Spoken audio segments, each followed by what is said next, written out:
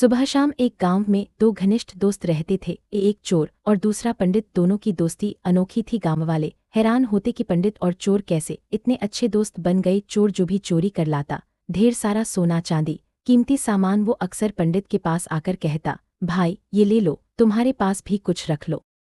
पंडित हमेशा विनम्र मुस्कुराहट से मना कर देता, नहीं भाई, तुम्हारा है, तुम ही संभालो, मैं ऐसे सामान नहीं रख सकता।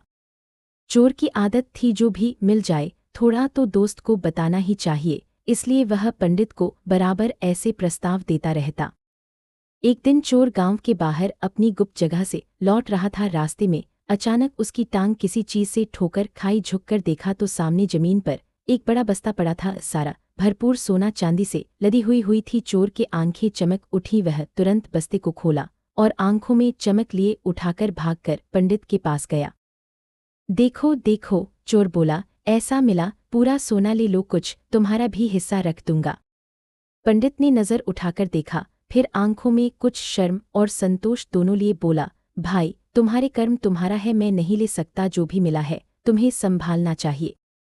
चोर थोड़ी देर खड़ा रहा, मन में जलन भी थी और दोस्ती भी थी। आखिरकार उसने बस्ते में से थोड़ा सा सोना पंडित के आगे रखने की कोशिश की, पर पंडित ने फिर ठुकरा दिया। चोर निराश होकर बस्ता अपने साथ लेकर चला गया।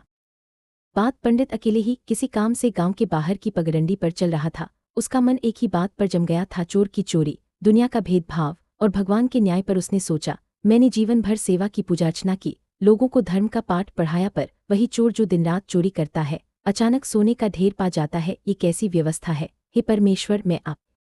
पंडित का ध्यान उस सोच में इतना डूब गया कि उसने रास्ते पर पड़ी एक कील पर ठोकर खाई। कील उसके पैर में सीधी घुस गई। तेज दर्द में वह जमीन पर गिर पड़ा। दर्द से कराहते हुए उसने भगवान से पूछा, भगवान, मैंने तुम्हारी कितनी सेवा की, दिन रात ध्यान भजन सत्कार, फिर भी तुमने उसे धन दे दिया और मुझे यह दर्द, क्या यही धैर्य की कीमत है?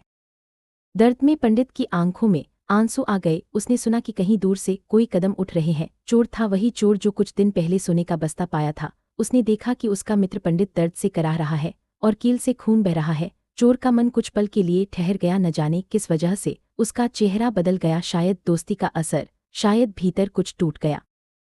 चोर बिना कुछ कहे पास आया और अपने कपड़े से पंडित के पैर को सहलाते हुए कील निकाल दी। पंडित दर्द से सिकुड़ गया, पर चोर ने तुरंत अपने पास रखी कोई साबुन और कपड़ा निकाला और धीरे धीरे पंडित के जख्म को पोंछने लगा। गांव के लोग रास्ते पर इकट्ठा होने लगे। चोर ने पंडित का ध्यान रखा और वह चुपचाप पंडित के पास बैठा रहा जब तक पंडित संभल न गया।